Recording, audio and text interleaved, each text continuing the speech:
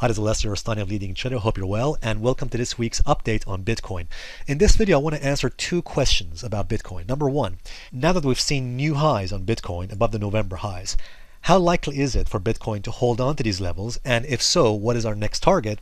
And the second question is, if Bitcoin cannot hold on to these levels, then where is our next buying opportunity? In other words, what do we do next? Okay, so before I answer these questions, I want to first of all show you this. You see, back on November 5th, I posted a video, and what I said in that video is what to do before Bitcoin hits $10,000. And in that video, as you may remember, I said any potential pullbacks to 6,000 or 5,000 can be used as long or buy opportunities. And as you know by now, that was the right call to make, because you can see this pullback here to 6,000 ended up being a nice buying opportunity, and it has since rallied. Now, then on November 16th, I posted this. I said that if Bitcoin can close above the November highs, formed right there, then that could open the door towards 9,000 to potentially 10,000.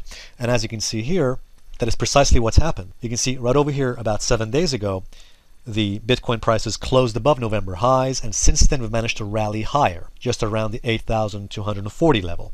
So the question is, what now? Can we hold on to these gains? And if so, what is our next target? And if we can't, then what? Now, you will see on my chart, there are three lines. One blue line, which is the 21 exponential moving average. This one is a purple line, it's the 55 moving average. And then there's the 100 moving average. Okay, so 21, 55, and the 100 moving average. I highly recommend always have these lines, these moving averages on your chart. And in fact, almost every chart will have these on MT4. You can go on a section called Indicators List or Add Indicators, then go to Trend, then go to Moving Average, and then you can just easily add the moving average that you want to the chart. Okay, and that's the way I've done it here. Now, why are these averages, why are these moving averages so important? Because in price analysis, there is something called reversion to the mean. Let me explain what I mean by this.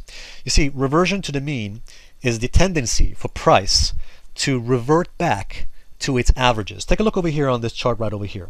Notice as price of Bitcoin rallied higher, look what it did afterwards.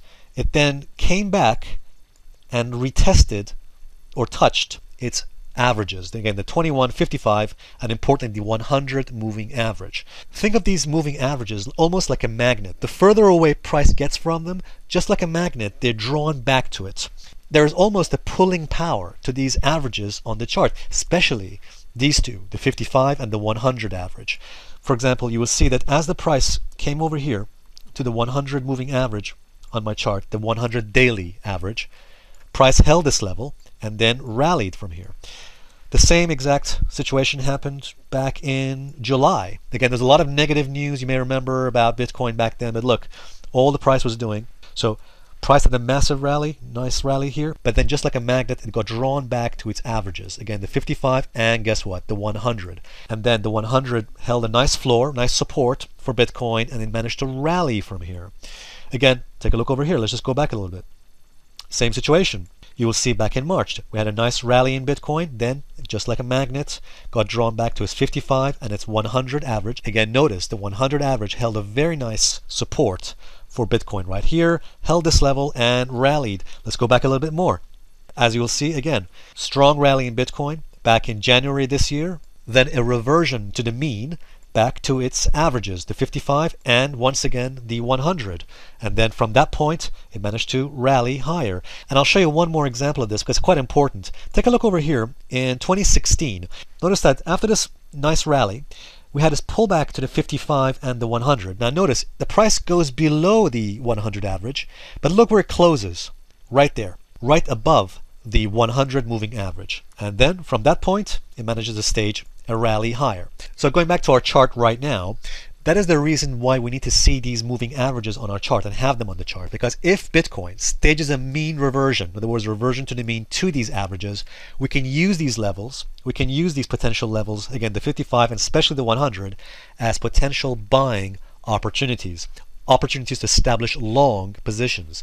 Now, are there any clues right now that Bitcoin is going to stage any kind of mean reversion? Not really, no. For one thing, there are no divergences. Let me show you what I mean by divergences. So for example, take a look at the last time that Bitcoin staged a mean reversion or reversion to the mean. This was back in September. So what you'll see here is as Bitcoin made a new high right there, and as you can see, the momentum line on the divergence indicator here did not make a new high. That shows to us potential weakness in this move, potential weakness in the trend. And that, of course, was the first signal we had, first important signal before this reversion to the mean or pullback down to the 55 and 100 averages. So taking a look at the chart right now, do we have any divergence signals at the moment? No, we don't. So the price has made a new high, but there clearly aren't any bearish or negative divergences right now. All right, there aren't any. Having said that, it does not mean that price can't fall just because there's no divergence, but it does mean that at the moment there aren't any specific weakening signals. Having said that, do pay attention to this specific low, this low that Bitcoin made right there, because Bitcoin right now is making a base. As you can see, that's it's making a support level here around the 7,760 level. That corresponds with this low and this previous high.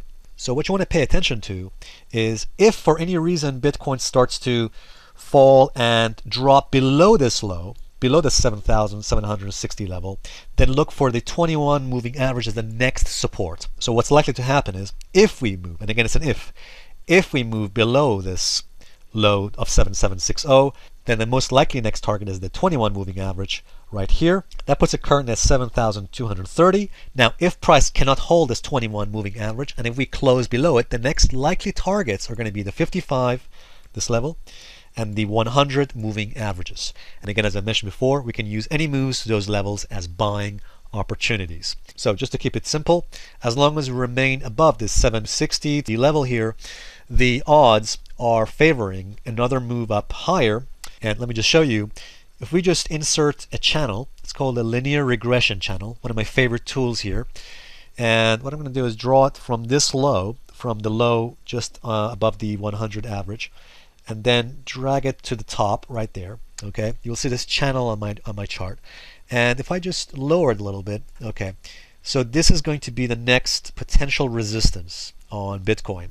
And what the linear regression does, it forms a 2 standard deviation channel, which essentially shows the volatility of the market. That means if Bitcoin managed to get more momentum going to the upside, all right, and as long as we remain above that support I just showed you, the next likely target is going to be at the upper part of this channel that you see here.